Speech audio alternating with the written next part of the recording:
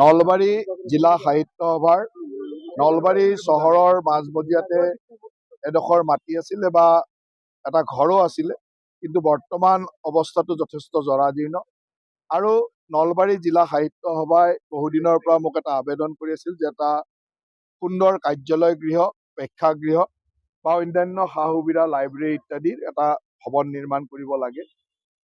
আৰু ময়ো যোৱা কিছুদিন আগত তেখেতসকলক কৈছিলোঁ যে আমাৰ নলবৰীয়া সন্তান শ্ৰদ্ধাৰ শৰৎ চন্দ্ৰ গোস্বামী ডাঙৰীয়াৰ স্মৃতিত তেখেতসকলে এটা গৱেষণা কেন্দ্ৰ বা গৱেষণা ব্যৱস্থা এটা আৰম্ভ কৰক, আৰু আমি তেখেতৰ স্মৃতি বিজড়িত কৰি ৰাখি আমি যাতে এটা এনেকুৱা ধৰণৰ আন্তঃগাঁথনি বনাব পাৰোঁ।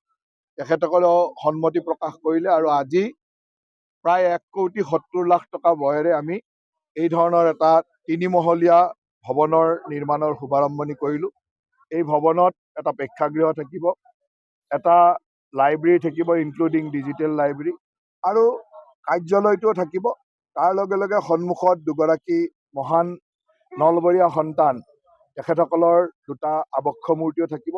সেই ধৰণে গোটেইখিনি ব্যৱস্থাৰে এটা সুন্দৰ কাৰ্যালয় গৃহ আৰু শৰৎ চন্দ্ৰ গোস্বামী ডাঙৰীয়াৰ নামত গৱেষণা কেন্দ্ৰ এটাও আমি কৰিবলৈ আগবাঢ়িছোঁ।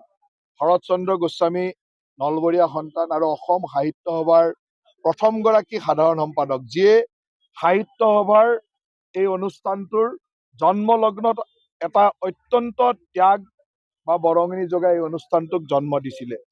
কিন্তু আমি সেই ধৰণে তেখেতক স্বীকৃতি দিব পৰা নাছিলোঁ। আজি নলবৰীয়া সন্তান হিচাপে আমাৰ নলবৰীয়া এগৰাকী সন্তানক এই ধৰণৰ এটা নিজৰ স্মৃতি যুগমীয়া কৰাৰ যি সুবিধা পাইছোঁ, তাৰ কাৰণে নিজকে গৌৰৱান্বিত অনুভৱ কৰিছোঁ, আৰু সাহিত্য সভাৰ কাৰ্যকৰ্তাসকলকো মই ধন্যবাদ জ্ঞাপন কৰিছোঁ। নিশ্চয়কৈ এতিয়া নতুন প্ৰজন্ম, কাৰণ এটা জাতিৰ সাহিত্য, শিল্প, কলা, সংস্কৃতিৰ চৰ্চাহে জাতিটোক জীয়াই ৰাখিব পাৰে। আৰু আমাৰ নতুন প্ৰজন্মত বহুতো সাহিত্য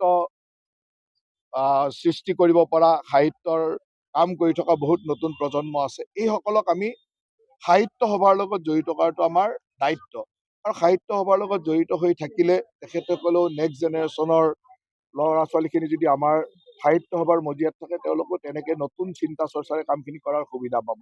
সেইকাৰণে মই আগ্ৰহ ৰাখিছোঁ যে নতুন প্ৰজন্মক আমি এই সাহিত্য সভাৰ মঞ্চৰ লগত জড়িত কৰিব লাগে। নলবাৰী জিলা সাহিত্য সভাৰ নলবাৰী চহৰৰ মাজমজিয়াতে এডোখৰ মাটি আছিলে বা এটা ঘৰো আছিলে, কিন্তু বৰ্তমান অৱস্থাটো যথেষ্ট জৰাজীৰ্ণ।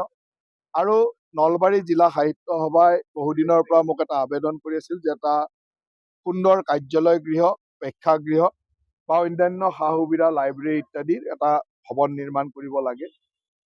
আৰু ময়ো যোৱা কিছুদিন আগত তেখেতসকলক কৈছিলোঁ যে আমাৰ নলবৰীয়া সন্তান শ্ৰদ্ধাৰ শৰৎ চন্দ্ৰ গোস্বামী ডাঙৰীয়াৰ স্মৃতিত তেখেতসকলে এটা গৱেষণা কেন্দ্ৰ বা গৱেষণা ব্যৱস্থা এটা আৰম্ভ কৰক, আৰু আমি তেখেতৰ স্মৃতি বিজড়িত কৰি ৰাখি আমি যাতে এটা এনেকুৱা ধৰণৰ আন্তঃগাঁথনি বনাব পাৰোঁ। তেখেতসকলেও সন্মতি প্ৰকাশ কৰিলে, আৰু আজি প্ৰায় 1,70,00,000 টকা ব্যয়েৰে আমি এই ধৰণৰ এটা 3মহলীয়া ভৱনৰ নিৰ্মাণৰ শুভাৰম্ভণি কৰিলোঁ। এই ভৱনত এটা প্ৰেক্ষাগৃহ থাকিব, এটা লাইব্ৰেৰী থাকিব ইনক্লুডিং ডিজিটেল লাইব্ৰেৰী, আৰু কাৰ্যালয়টোও থাকিব। তাৰ লগে লগে সন্মুখত দুগৰাকী মহান নলবৰীয়া সন্তান তেখেতসকলৰ দুটা আবক্ষ মূৰ্তিও থাকিব।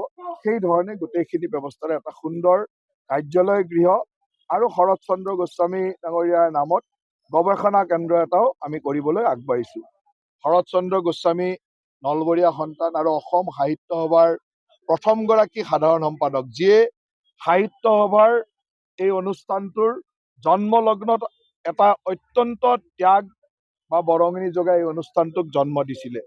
কিন্তু আমি সেই ধৰণে তেখেতক স্বীকৃতি দিব পৰা নাছিলোঁ। আজি নলবৰীয়া সন্তান হিচাপে আমাৰ নলবৰীয়া এগৰাকী সন্তানক এই ধৰণৰ এটা নিজৰ স্মৃতি যুগমীয়া কৰাৰ যি সুবিধা পাইছোঁ, তাৰ কাৰণে নিজকে গৌৰৱান্বিত অনুভৱ কৰিছোঁ, আৰু সাহিত্য সভাৰ কাৰ্যকৰ্তাসকলকো মই ধন্যবাদ জ্ঞাপন কৰিছোঁ। যিকোনো খবৰৰ বাবে যোগাযোগ কৰক আমাৰ এই নম্বৰত 9181 307 221।